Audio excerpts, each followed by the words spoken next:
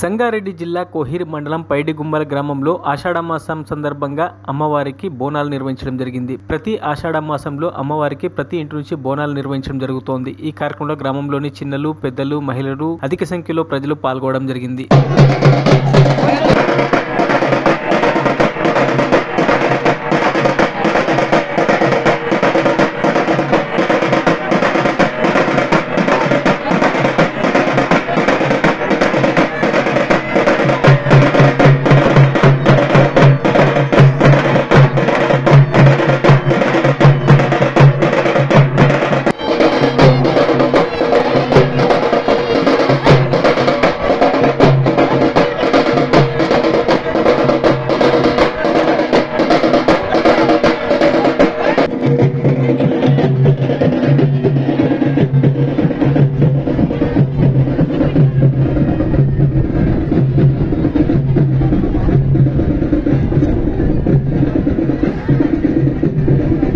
మరిన్ని అప్డేట్స్ కోసం మా ఛానల్ని సబ్స్క్రైబ్ చేయండి.